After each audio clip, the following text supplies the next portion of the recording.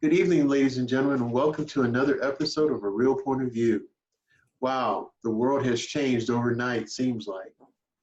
But you know what? That doesn't mean anything when it comes to critiquing movies, because that's what we live for. Okay, we live for other stuff too, but that is part of what we live for. Yeah, Oh, that's right. what you're That's telling me. insert humor. Got it. Did you hear the one about the pickle? Mm. Yes. Oh, okay then. We won't go through it. If you well, there we go.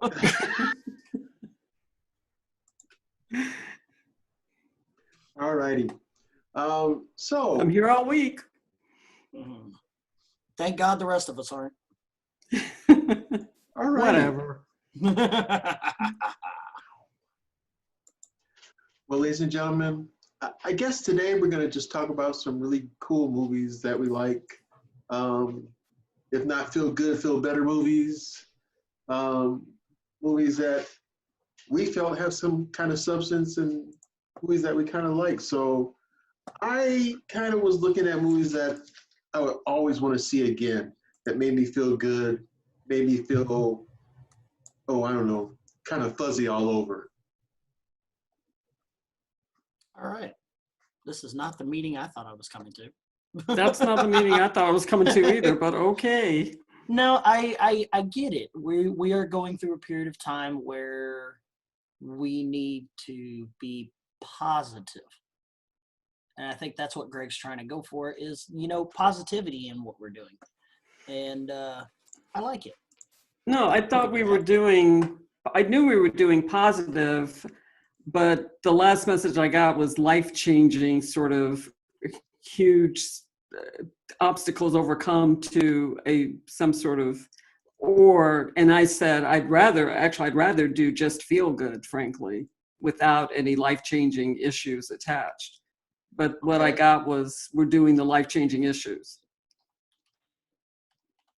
What But do you they want to could do, also Larry? be feel good. I think that all of them can work here. Just let's just go with it. What do you guys think? I think I'm just that going to sounds go with it. great. Go with what? Why don't you start us off, Yeah. Greg? Well, I guess I'm going to start off with the movie that makes the most sense for me right this second, and I apologize to everybody else, but I'm going to go with the Blind Side. There you go. A guy who's kind of down and out, relatively destitute, living on the street. Larry had a story about a person living on the street that was kind of a whimsical story, but in this case, it was actually a true story of a guy whose situation was just a sad situation. His not knowing his father, his birth father, having issues with his mother, having issues with just family in general, and then winding up in a situation that is just really hard, being homeless. And yet, this guy comes out to be one of the best football players to ever play in the NFL. The Blind Side, starring Sandra Bullock. That was one of my cool movies I wanted to think and talk about possibly. And another one with Paul Rudd. I wasn't a huge Paul Rudd fan early on, and then I just gradually, different movies kind of brought me back into this fold of, Paul Rudd's actually a pretty decent actor and kind of funny a lot of the time. And even in this movie, he's a little quirky as opposed to being funny. And that movie is Fundamentals of Caring. I love that movie. I've seen it twice. Blindside, I've seen 3 times. So I think those are great movies that make you want to see it again and again and again and again. So what you guys got out there? Well, I'll throw out one.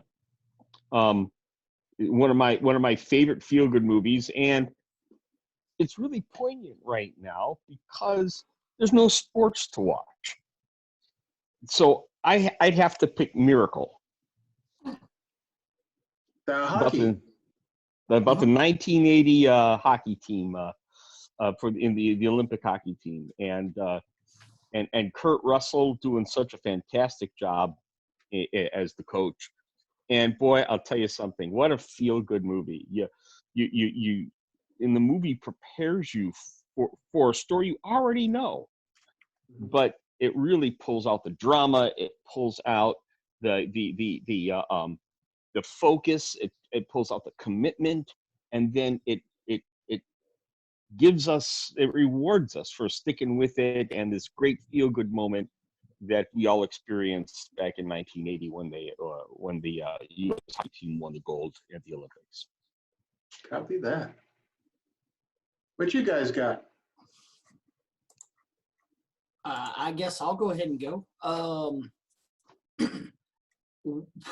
It's kind of a movie that I can't help but love, and when it's on, I have to watch it. I have to sit down. It's made me late to a few things before because I'm like, I got to see that scene or this scene or that scene, or you end up getting caught up in the movie. But I've always been a huge fan of Robin Williams, as everyone probably is. And one of my favorite movies that he's ever done is Mrs. Doubtfire.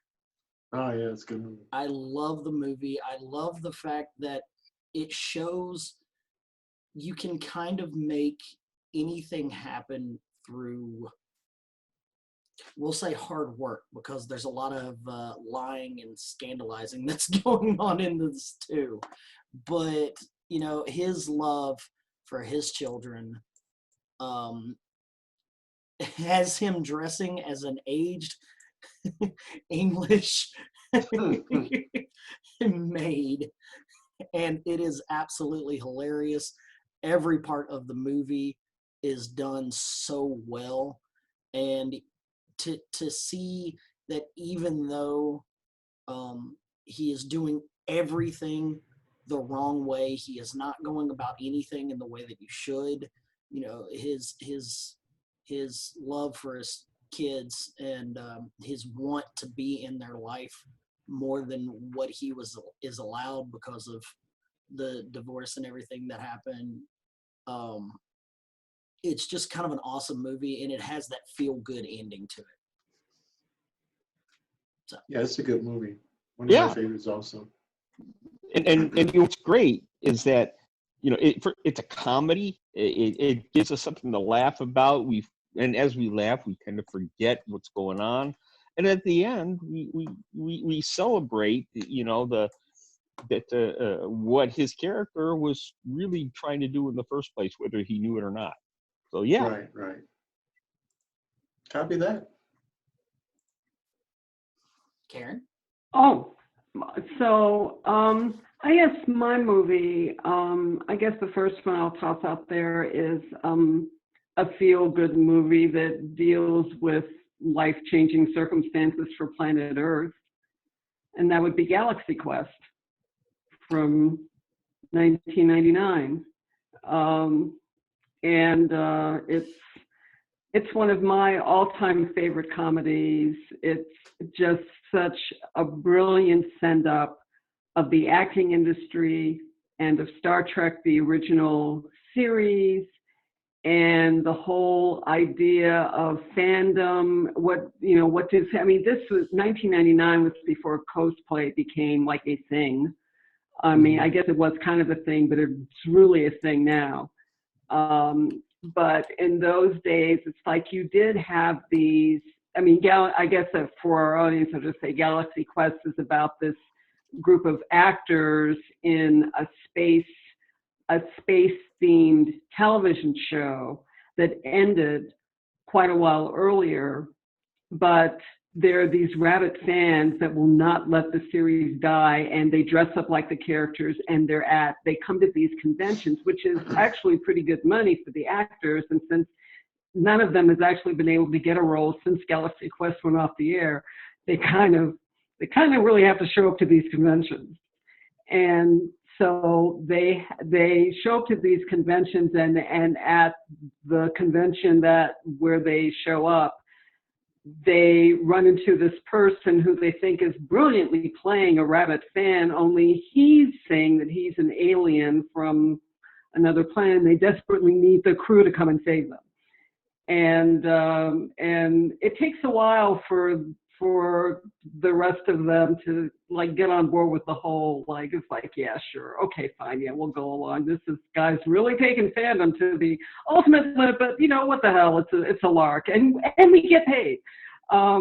But of course that's not how it turns out. And I guess this film had me at the classic phrase from this movie: never give up, never surrender. And that's Tim Allen was in this movie, Sigourney Weaver, Tony Shalhoub, and I think what's really funny is just sort of like these inside jokes about Star Trek, the original TV series. Like there's a scene in the movie where one of the characters is in the bathroom and they're talking, or a couple of the characters, or maybe not in the bathroom, but they're off in what they think is a secluded place. And they're talking about Tim Allen's character. He plays the captain of the starship in the TV series, and they're talking about how they can't stand him. He's such an egomaniac. He's stealing scenes. Blah blah blah blah blah. They really don't like him. Well, as it turns out, that actually happened to William Shatner when he was on Star Trek, the original series. The actors hated him because he would hog scenes. He would get dialogue changed to pump up his character. He would insist that lighting show his face at the expense of other actors. And they just think, it was like, we really don't like working with this man. He's such a hog. And so they put that in the movie, put into the movie too, that are just these nods to the whole idea of space travel and Star Trek, and also the acting industry, like the way the actors complain about having to go to these fan conventions. What a pain. And it's like, you know, that happens in real life, but the way they do it is just hilarious. And then the sort of disconnect between, you know, am I acting in like some new, like kind of pilot, maybe a pilot for a series, or am I really in danger because somebody's really trying to blow up the world? I guess I'm acting. No, you're not. This is really real. Really? Are you sure? Sure. Yeah. Well, maybe. I'm not sure. Okay. And then, like the whole alien love thing, Tony Shalhoub's character falls in love with like the actual aliens who really look like octopi, but they have like a So between that like and some sort of spaghetti. like visual alteration thing that makes them look and sound human, but they're really, you know, squid. Just go with it. So it is hilarious. There's just It's so hilarious. many funny things in this movie, and you could just watch it again and again and again. And to me, I just want to hear, never give up, never surrender. And Sigourney Weaver complaining about how every time they interview her, all they talk about is how she fills out her spacesuit, but they never want her to talk about anything else, or about how when she was in the television series, all she did was repeat what the computer said. And we're like, we heard that. And the other character would be like, we already heard that. The computer already said it. She's like, I know, I'm doing my job, okay? I loved Alan Rickman's character. Was it from the Hammer of Aktar or something like that? Well, he was Sir Dane, but they had a whole thing in one of the original cuts of the movie about how he was like how he got knighted, but they cut that out. And the whole Dane thing is kind of a nod to the fact that Alan Rickman is a Shakespearean actor. And then the person that he's playing was a Shakespearean actor who was constantly complaining about, you know, I did Shakespeare, now I'm stuck doing this stupid alien character. Yeah, it's just hilarious. It's just hilarious. Love it. But I also love the fact that, you know, they're actually trying to solve a problem, and they really don't give up in spite of how bumbling they are. That is awesome. It is an awesome movie. It is. I've seen it a few times also. And every time I watch it, I find a little nuance that still makes me laugh. It's just really a funny movie. And yeah, they find a way to work together eventually after all the cynicism and There is disdain of each other. there was the other guy who played like an extra, and he was killed in the television series. He was killed off in like the first episode before the credits rolled, which I think takes a great deal of talent. And it's Guy. His name is Guy, and then he's like, "What's my last name?" And they're like, This Guy. Aren't you just Guy? No, I have a last name, but you never know because I got killed off before anybody saw me. And then he gets. Oh, go ahead. I'm sorry. No, I was going to say, and then he gets co-opted into helping them save the ship and coming up with ways to, like get rid of the aliens and the monsters and all this other stuff, and no one still knows what his last name is. So. But here's the irony. He had he was just kind of even in the essence of that, he was still kind of just a guy, right? In the thing, and now he's an Academy Award winner because that's Sam Rockwell. Yeah. Yes. Right, who was in 3 Billboards. I know. Well, there you go. The small role to Academy Award winner. Who knew? Yep. Who knew this guy was going to be an Academy Award? Exactly. That is hilarious. That's even more funny. That is hilarious. And Tony Shalhoub was not exactly a household name when he was in this movie either. No, yeah, because it's you said 1999, was it? Yep. Yeah, I mean. And he went on to become an Emmy winner and and an Oscar nominee too. And he's one of the funniest characters on the Netflix series Mage, Mrs. Maisel. Mrs. Maisel. Oh, is he on that? It's her dad. Oh, I've never seen the show, so I don't know. Oh yeah, he's Tony. It's a great show. It's hilarious, it's a great show. And he's hilarious in it. He is just ridiculously funny.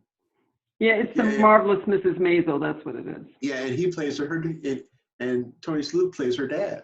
Huh? Didn't know it's that. Hilarious. Okay. It is hilarious.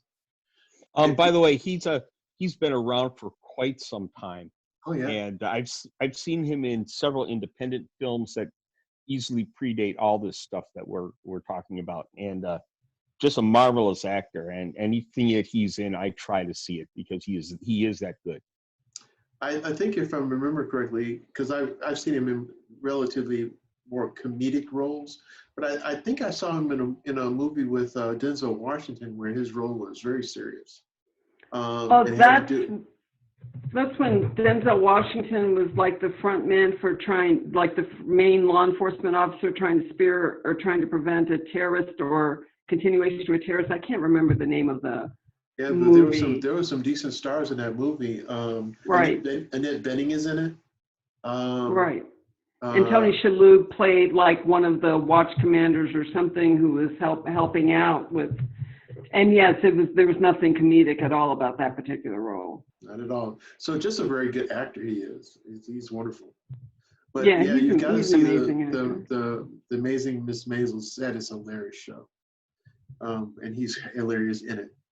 I actually love his role in it. Wow. Yeah, that's a good movie. Vision Quest. Galaxy Quest is the deal. That is so hilarious. Yeah. And so, Steve, you have yet to grace us with your knowledge of filmdom here. Oh, he did. Yeah, yes, he did. Yeah. I mean, he did before I did. I'm more than happy to grace you again. Oh, wow. And see, to me, that sounds like a threat. And as much as I would love for it to be. Mrs. Doubtfire. Yeah, I did Mrs. Doubtfire. Yes. That's right. Well, since that didn't stick with anybody. Sorry about that, bro. Yeah.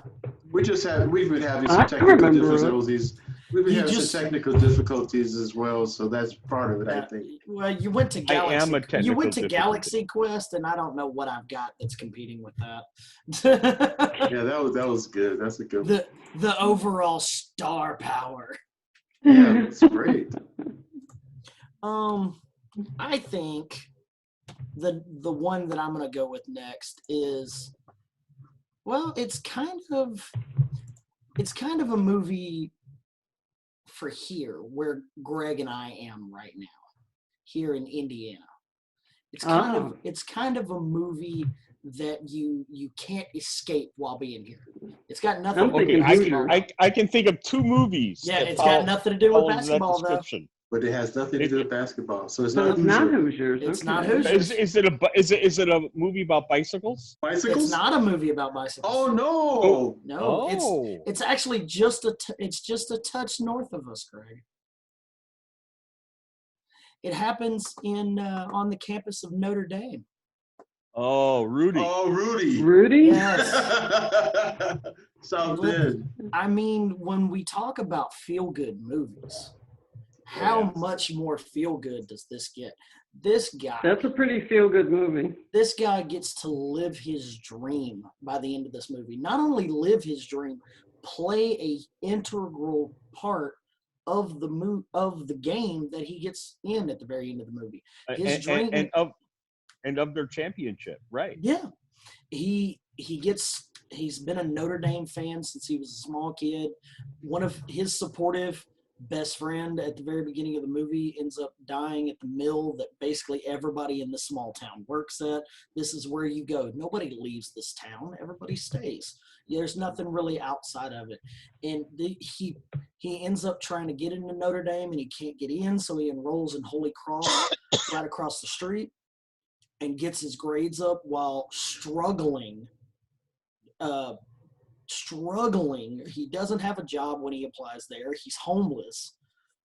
He ends up sleeping in a cot in a groundskeeper's office, and it just, to come from that, to be able to make his grades at Holy Cross, to be able to get into Notre Dame, to be able to find ways in people, the amount of people that are around him to help lift him up when this is kind of overcoming a lot of odds for a guy who shouldn't be doing this.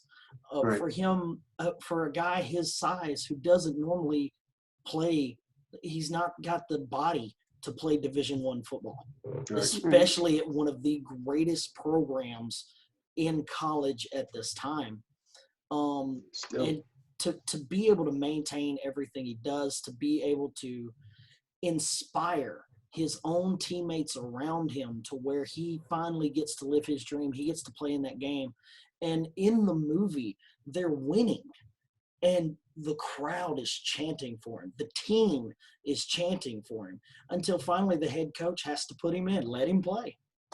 And he goes in and he gets a sack on the quarterback, and it's just he's carried off the field. And it's no other player has been carried off the field at Notre Dame. And it's just, it's so cool. I mean, and Sean Astin does such a great job in that role. He does a very nice job. And he and the way it's written, it's so great because it's written in a way where everybody sees his love for the Notre Dame football program, and they see his dedication to it. And so, little by little, people around him start helping him until finally everybody in the whole universe wants him to get in there. And it was written so well that it slowly built that up like a snowball, growing and growing and growing. Great choice, Steve. Great choice. And it's not a movie, you don't even have to like football to really enjoy this movie. It's just, correct. the guy that's portrayed in this movie is just somebody you so want to root for. You can see yourself in him, and he won't quit. He really wants his dream, but it's not like I'm going to crush anybody that gets my name in my way. It's more like I love this so much. It's like what the power of love can do. Love of, wanting to contribute to the team, which is like a way of contributing to a greater good. I mean, teams pull together. You've got, you know, a group of people that are trying to achieve a goal, and he really, really wanted to help them do that. Mhm. It's like, yeah, sure, why not? Yeah. You know, it's funny. A more modern film that gives me that same sentiment is, and also football themed, is Invincible. Same kind of thing, coming from not nothing, but coming from not having so much and still being able to be a part of something that you never thought would ever happen in your life. And I think that's kind of cool. But yeah, I love Rudy. I've seen that a lot of times too. That's a great film. Great film. And Invincible too. I've seen that a couple times too. Some good stuff. Good stuff. Any other Larry movies that you have, Larry, that you thought might I have been do. kind of interesting? I do have one, actually two, but I'll just say one, and that is a movie that I found by accident a few years back and just fell in love with it, and that is Love Actually, Good 2003. movie. Fun movie. Love that movie. And you got look at the cast that you have there, Huge. and look at all of these different stories. Each person has a very unique story, and the writers and the director, the actors, and very specifically the editors were able to weave it so none of it was distracting, and it all ended up, you know, giving us a whole that is just marvelous and makes talk about feel good. Gosh darn it! Every time I see it, I kind of like want to tap my toes. It is a fun movie, and all the experiences in it and how they're interconnected with regard to the theme of love. And it's just even from the youngest person to the oldest person in that movie. Yeah. Right.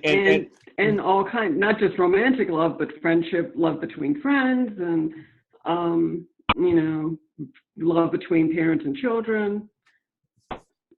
And it's I another love movie with Alan Liam Rickman. Neeson's character in that movie. Oh yeah, Liam Neeson. I was saying I loved Liam Neeson's character in the movie, and the boy who played his son. They had such great chemistry. Yeah, they did. They did. Yeah, and Bill Nighy. Oh my God, what he did took a lot of good acting chops to pull that off. Expound, Larry. Yeah. What did you say, Greg? Expound.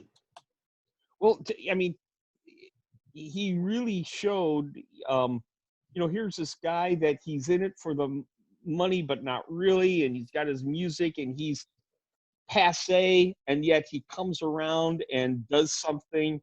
And then he realizes, you know, what he's been doing the whole time. And he finally gives his confidant, his only friend, you know, what his only friend's really been wanting the whole time. And it was not just respect, but true love from one to the other. And I'm a big Bill Nighy fan. I love everything he does.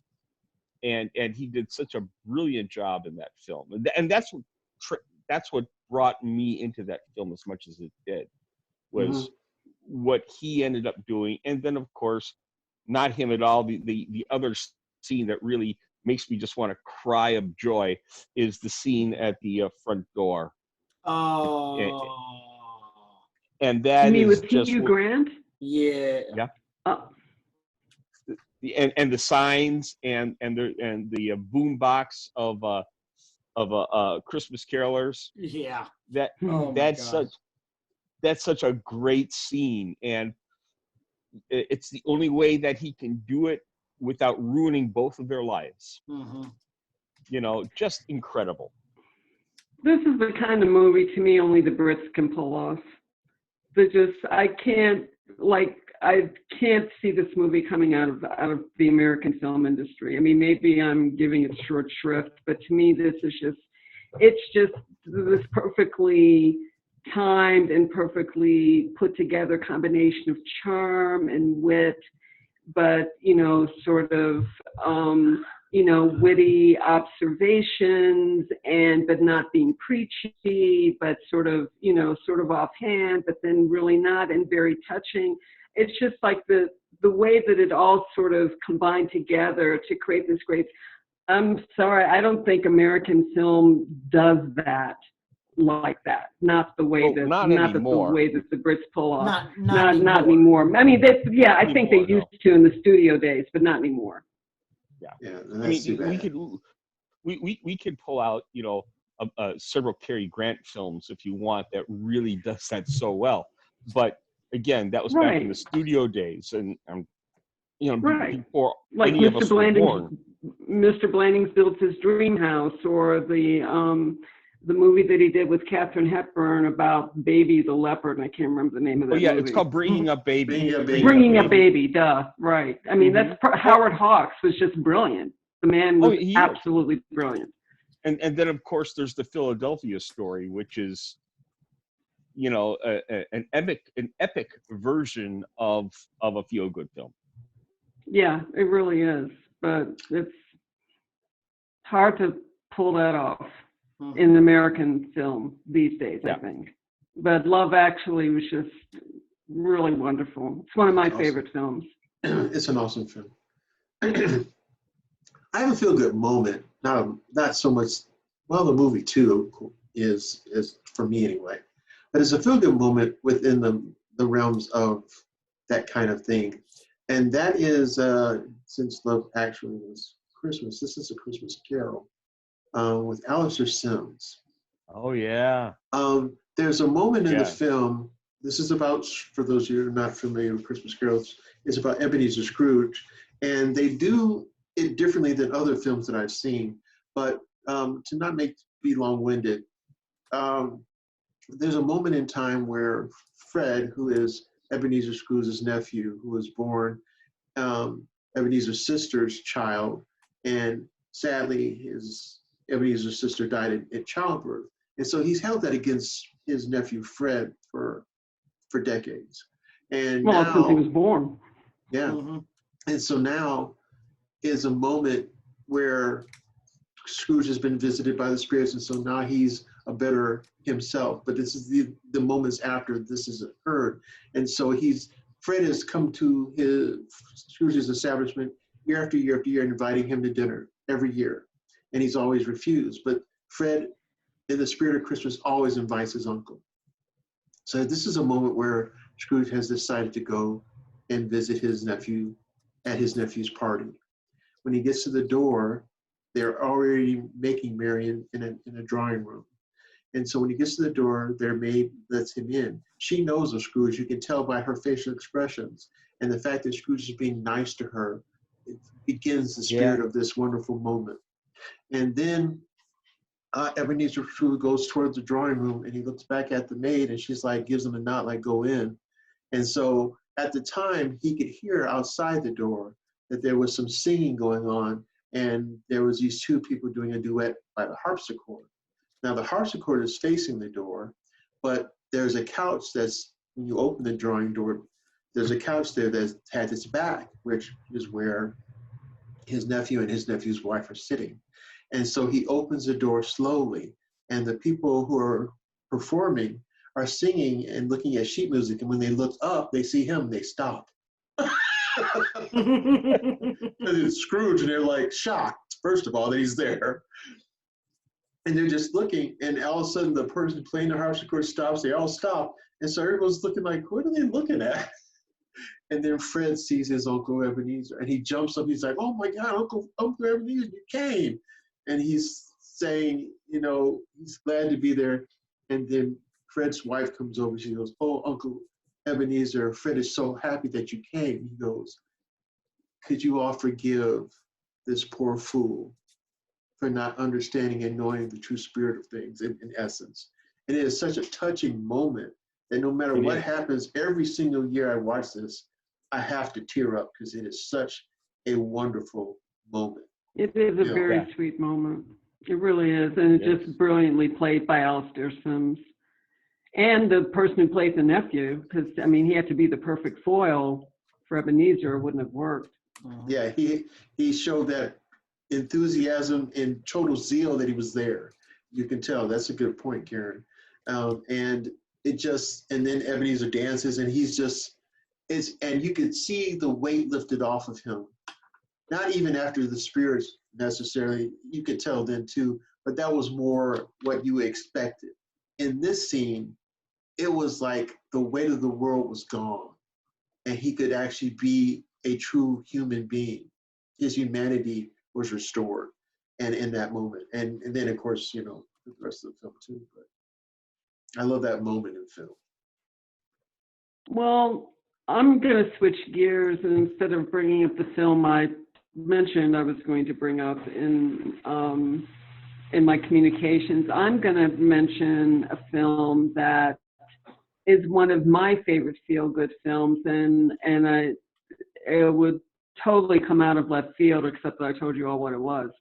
But I want to mention a film that is rarely seen these days, but I just think it was brilliant, and I remember it when I was a little girl, and I've never forgotten it. And it's called Flower Drum Song. Oh yeah. It's Good based film. on the Rodgers and Hammerstein musical. I actually have the piano music for that show. And it's just interesting the way, the more things change, the more they stay the same. The whole point of the movie is that you have these two people, a father and a daughter, who stow away on like some sort of steamer ship. And so they get deposited in San Francisco. I mean, it's like, you've got like illegal immigrants written all over the place here. I'm like, I don't know if that would really fly. Even that premise would fly these days, but okay, that's what they do. And then they just kind of show up, but they're there. The father is accompanying his daughter because she has been promised in an arranged marriage to this guy who lives in San Francisco. Now, the guy she's promised to owns a nightclub and is a real swinging dude, brilliantly played by Jack Sue. And he's actually in love with Nancy Kwan, who's one of the dancers in his nightclub. But he doesn't really want to tell anybody because he knows, these are first generation Chinese Americans, and they're very conscious of the need to earn the respect and never to disappoint their elders. And he's worried about what his mother's going to say, even though the man's like 45. He's worried about what his mother's going to say if he brings home a showgirl, even though that's who he's really in love with, instead of Mayoshi Umeki, who plays the daughter on the steamer, who's very meek and mild and dresses in traditional Chinese garb and only speaks when spoken to. And she's like the perfect Chinese woman. And that's who his mother wants to marry. And so they're comedic moments because Jack Sue is trying somehow to keep Nancy Kwan happy because she gets jealous real fast. And at the same time, he's trying to avoid getting sucked into marriage with Mayoshi Umeki, which would just never work. I hate to interrupt you, Karen, but we have less than a minute left on this end. Oh my goodness, I'm sorry. Okay. So we're going to try to jump to another segment here in just a moment. So we'll see you guys out there in video land in our second episode of A Real Point of View for today, March 13th.